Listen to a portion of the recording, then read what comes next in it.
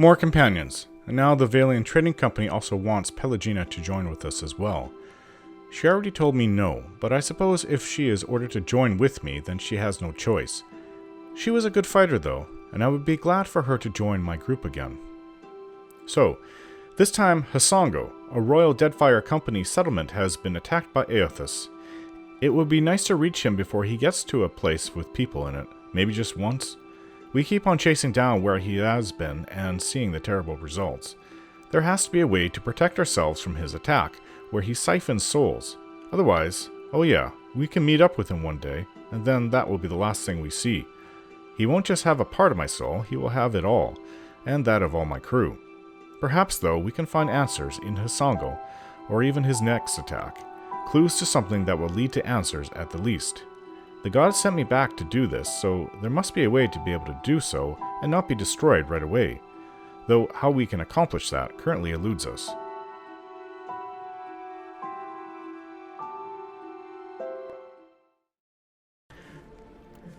Tekēhu is quite full of himself. Huh? I don't know if that will be irritating or not. I don't really know him too well yet. However, he did ask to come see the Queen. Right. He was trying to get a meeting with the Queen, and she's now gone. So... Your coming is a favorable omen already. How's that? You happen by a time when our rivals bicker and tear at each other's throats.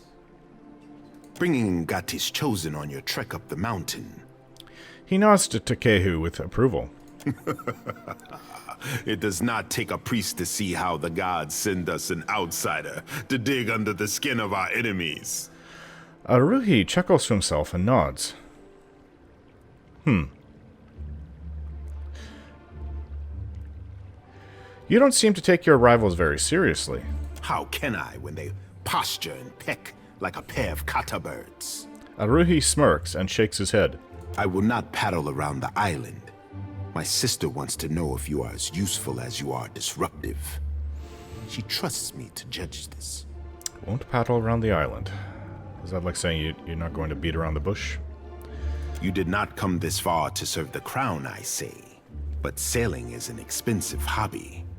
Loyal service can keep your galley stocked. Have any problems with loyalty lately? Neketaka is a city of friends, I say. We exchange so much between districts. His smile tightens into a hard line. Even my sister's advisors dine at the officers' lounge and indulge at the wild mare. Aruihi grimaces and looks away.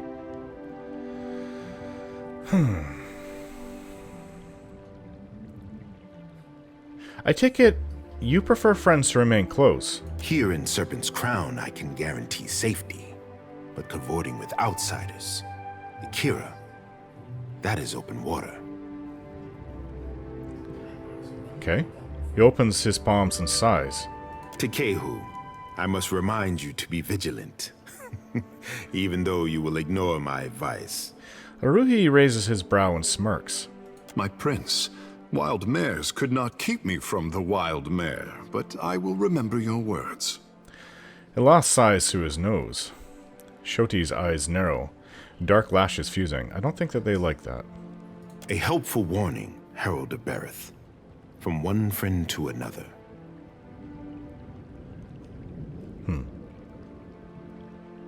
I could use some extra coin to outfit the Defiant. Akira, to patch a hull or stitch a sail is costly when supplies come from distant islands. The city has honest work for those in need, I say, and insists that everyone carry a heavy purse.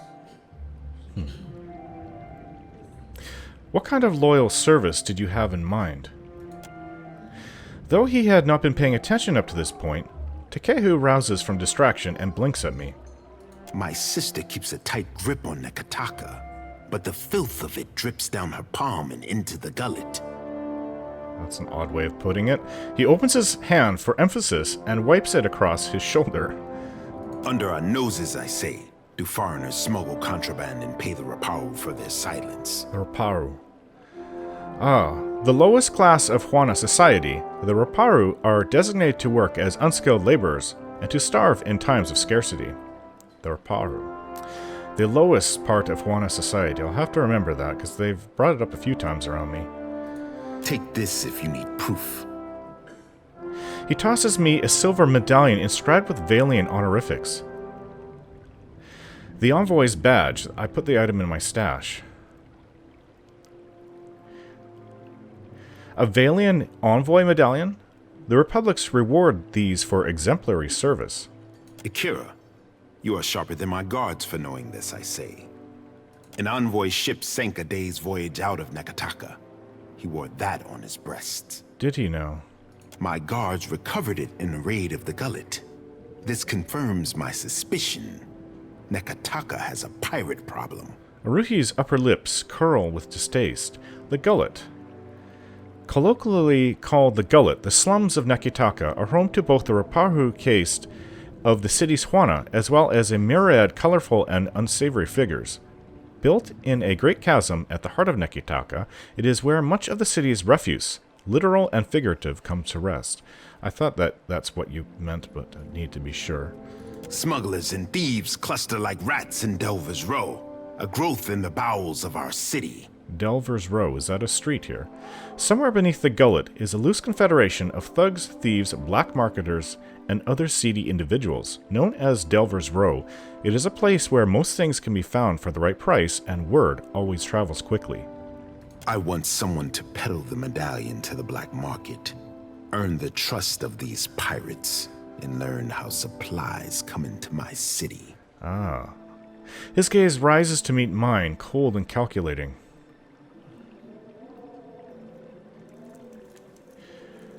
To what end? It will depend on what you find, I say. Aruihi folds his arms and scrutinizes the floor between his feet, deep in thought.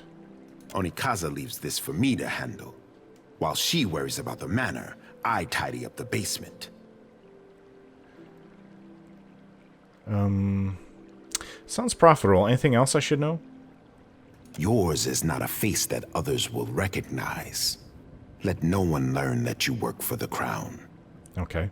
I figure because I'm a newcomer, but also because I'm a watcher. I'm held in high esteem by everyone here, actually. Well, those who are in the know, at least, anyways. Such as the Valian Trading Company and the Royal Deadfire Company, and obviously the royalty of the Juana. Naturally, you will want to take Ngati's chosen with you. Aruihi smiles at Tekēhu and inclines his head. Okay, I guess Tekēhu's coming with us, then. Me? For what does the lower city need an artist? Aloth gives me a pained look. The Shoti puffs out a heated breath. They're not going to like him.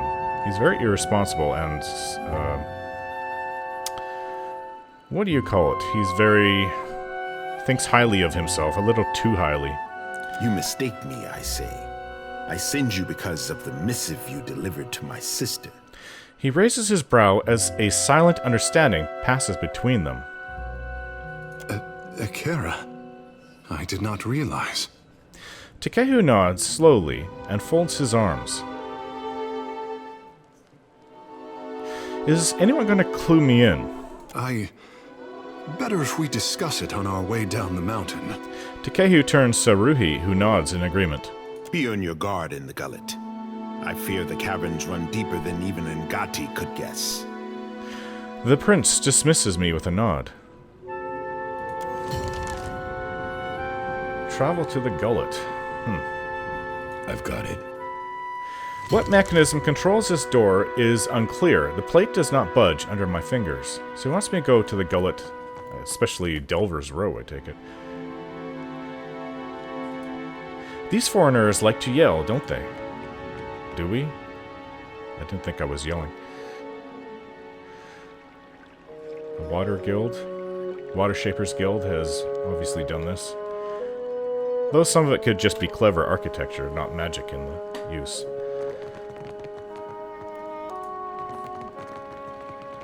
But this is definitely from the Water Shapers Guild. Guards all around, which is to be expected of the pinnacle of Juana society. A stronger alliance benefits both sides, unless you want Rauatai to swallow us both.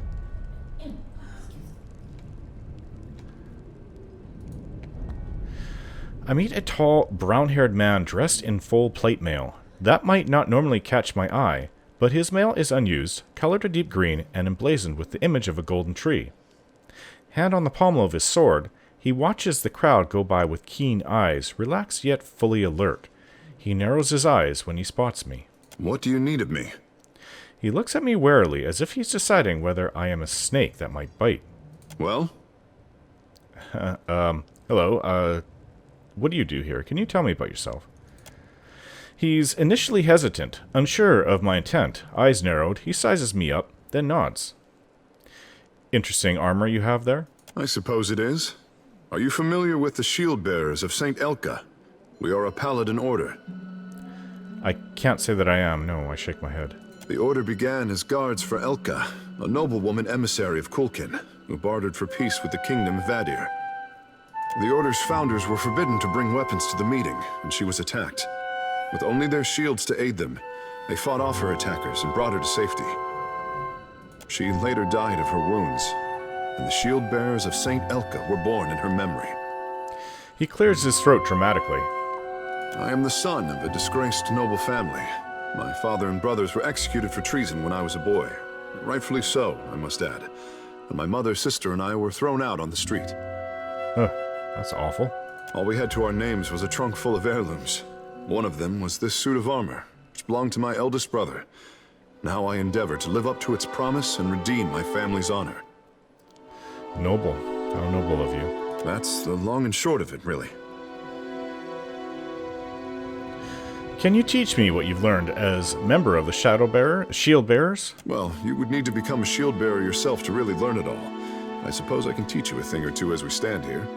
The privilege will run you 3,000 copper, however. Oh, I can't afford that. Sorry. No, I don't think so. As you like. Maybe another time. Who is this? Ado Watcher. Clearly you are an interesting man to know. Seems so. At least I'm getting good attention here. I've been kicked out of some places before. You should speak with Governor Alvari in our headquarters down the mountain in Queen's Berth. Well, I tried.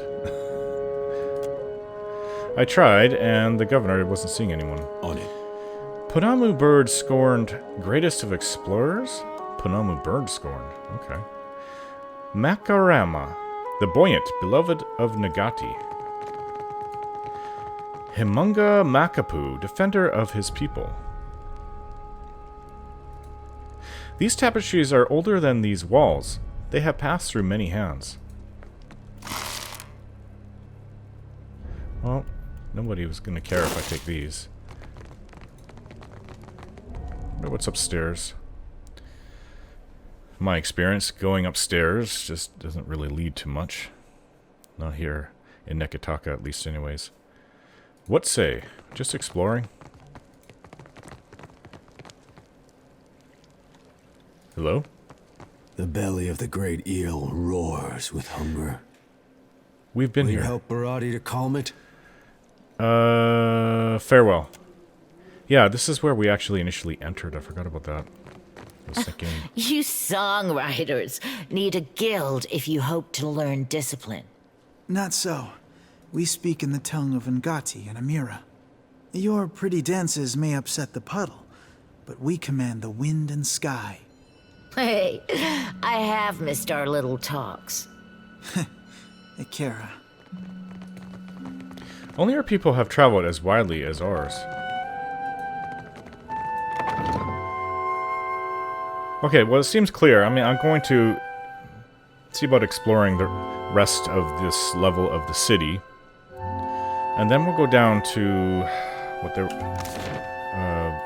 prince, brother of the queen, told me to go look for. So let's see. The gullet. And there's the brass citadel and the sacred stair. Well, we'll have to find a way to get down to the gullet. From Serpent's Crown, I doubt it. We'll probably have to go to Pariki's Overlook for that. But there's a lot more area. Like, we barely even scratched the surface here on this area. Serpent's Crown.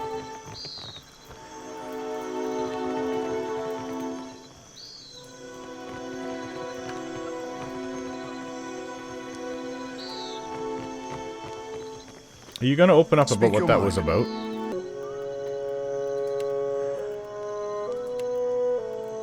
Ekera, for what do I owe the pleasure? Tekēhu sweeps his arms open and chuckles. I want to ask about Prince Aruihi's interest in the black market. Ekera, what say? Tekēhu folds his arms and gestures for me to continue. Where do you fit into the prince's plan? Aruihi would not have told you the entire story. There is a good reason. Whatever is happening in the gullet, I believe that water shapers are at the center of it. Ah, he turns away in disgust. Let me explain. When water shapers are not attending to their duties, they are dispatched into the city.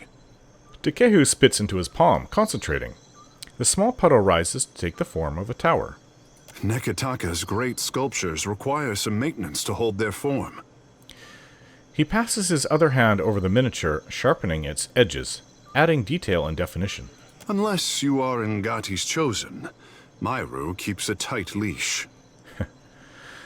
Closing his palm into a fist, the tower collapses. One evening, I snuck out and followed a group of shapers. I expected to find myself in Serpent's crown.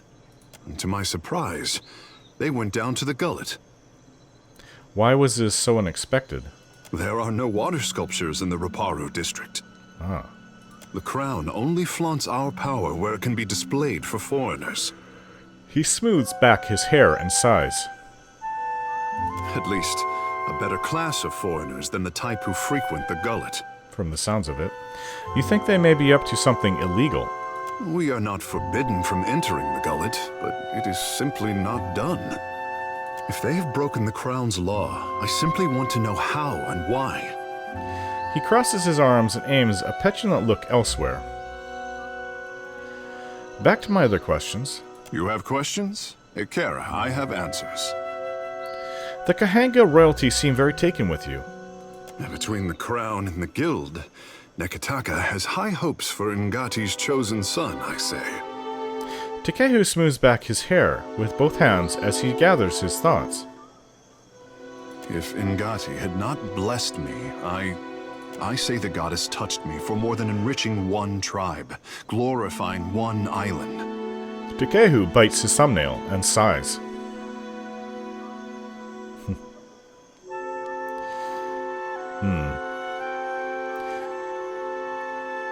You give people hope, Tekēhu. If people need hope, they should pray harder, or look to their own grindstone. He gives me an annoyed look, holding it there for longer than necessary before tossing his hair with a gentle squish. I say there is me, Tekēhu, and there is the Tekēhu others would make like a coconut husk doll. Go on. You mean the one people would play with? Shoti. Anyone with the strength to pick me up may play with me, friend Shoti. Tekēhu winks at her. The more I try to be the Tekēhu I know I am, the harder I am constrained. What say? He brings up his gaze to meet mine.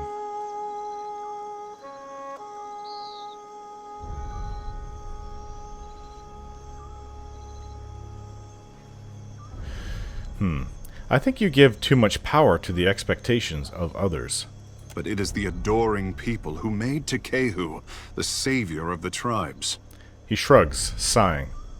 Many think that I have a duty to the Huana. I say I am the only one unconvinced.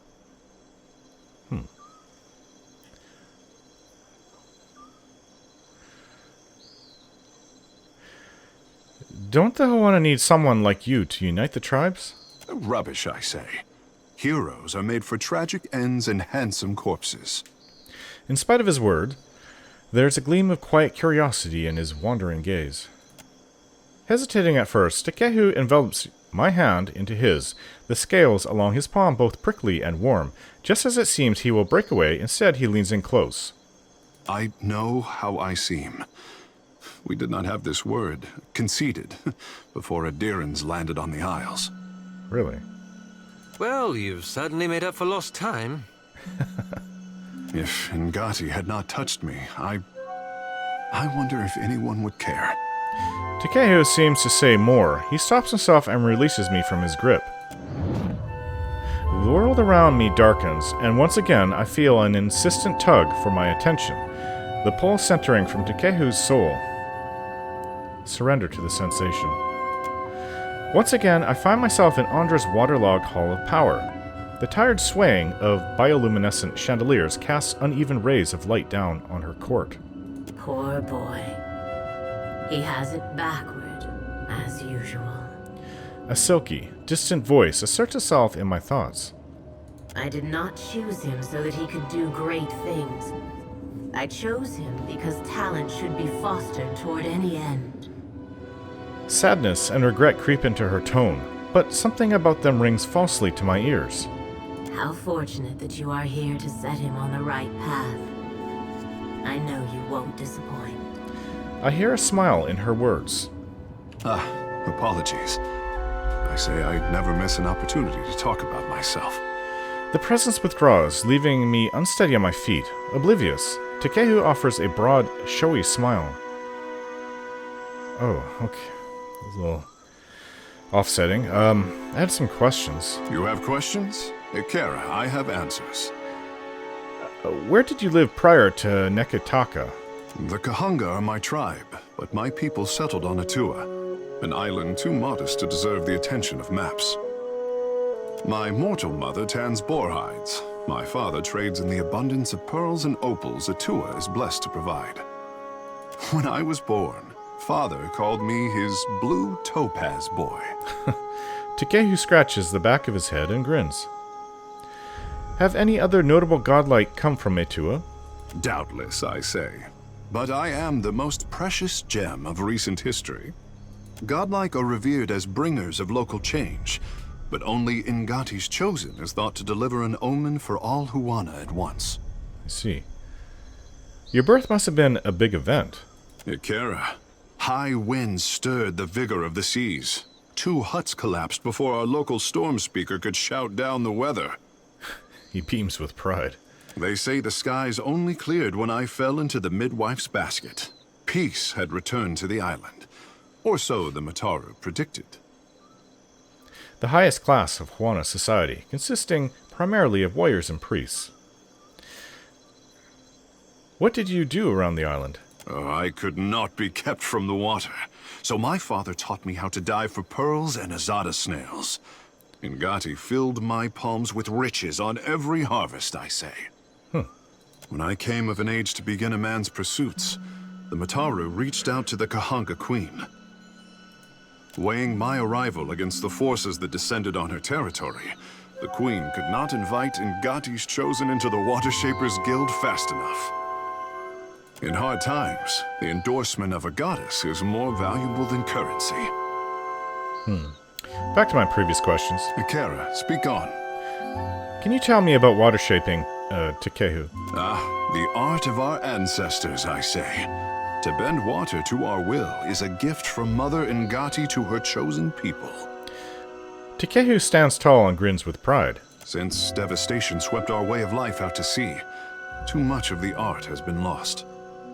Periki, founder of the guild, organized the lore of Ngati's talent into a series of postures and meditations we call the 4 forms of water shaping. What are these forms? Try as we might to embody Ngati's element, our bodies are not water. Ikera, this is the form of grief, a beginner's test. Tekēhu closes his eyes and sweeps out his hands, exhaling sharply. The body's internal water is a force that conquers all. Even the mountain will bow to the stream. The form of hope, I say. Tekēhu crosses one leg before the other and sways on the spot. Water commands its vessel, and the vessel can be shaped as surely as the mountain. The form of metamorphosis, Ikera? Tekēhu opens his eyes, which now resemble polished onyx. His smile is hungry, predatory. He blinks, and the effect is gone. The art is a challenge to grasp, difficult to master, and impossible to perfect. Unless you are Ngati's chosen, I say. All right, thank you. Let's be off. All I've really done is talk to people. What say? These Huana are very strange. Serpent's crown guard everywhere. Hunter or prey? Excuse me? A woman with skin like hardened sailcloth sits upright and stares off to the distance, her lips held in a tight and thoughtful pinch. She blinks and sits even straighter as I cross her view. So, it will be you, then. Prey or predator, did you ask? Her hand strays towards a sheaf at her side, but she holds my gaze evenly. I think you've mistaken me for someone else. Then, I owe you an apology. I have collected many foes over the years. Some of them would sprint up the mountain to see me push through the jaws of the great eel. She exhales and moves her hand back to her lap.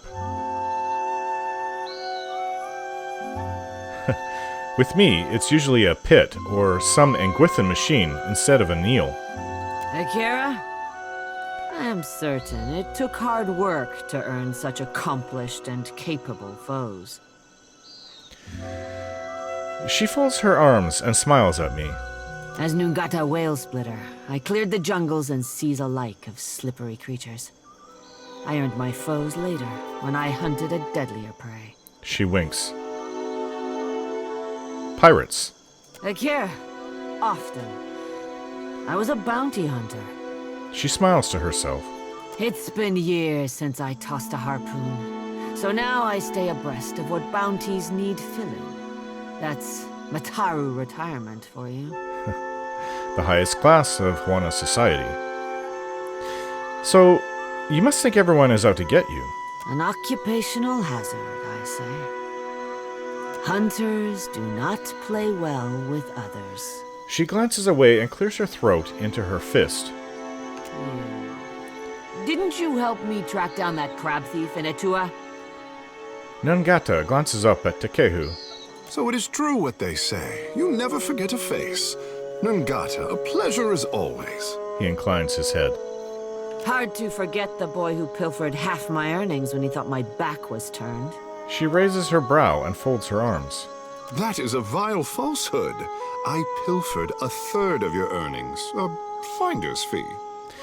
Tekēhu chuckles to himself, but Ngati narrows her eyes and shifts her focus over to me. And Aloth and Shoti did not like his irresponsibility. Ever miss the hunt? I miss traveling across the archipelago, answering to no one but my empty belly and purse. She grins out at the city and sighs. Well, you know, I've been sailing for just a short while. And actually, I've somewhat enjoyed what I've experienced. Although, we do have to get down how to fight other ships, which I have... The only experience I've had was when that pirates attacked us, and the Defiant was almost sunk. But this is a younger woman's game. Better that I step aside and make way for aspiring killers. Akira? Mm-hmm. What bounties do you have available? Interested in taking up the trade, are we? Ngati thumbs her chin and smiles as she considers. I warn you that I deal in the heads of the exceptionally dangerous. A lady needs standards, after all. She raises her brow and searches for any sign of hesitation. I assume that means they're exceptionally well priced. You assume right, Hunter. Let's cut your teeth on clever Bena, infamous dwarf mystic of the obscure. A scavenger, I say. Picks off those who trust her for an evening, and then pockets their coin when she's bled them out. Bena was seen traveling on an island due southwest of Osongo. I'll return with her head, then. Farewell. You walk in the long shadow of Ngati's chosen. What say? You are ridiculously popular on this island, Tekēhu.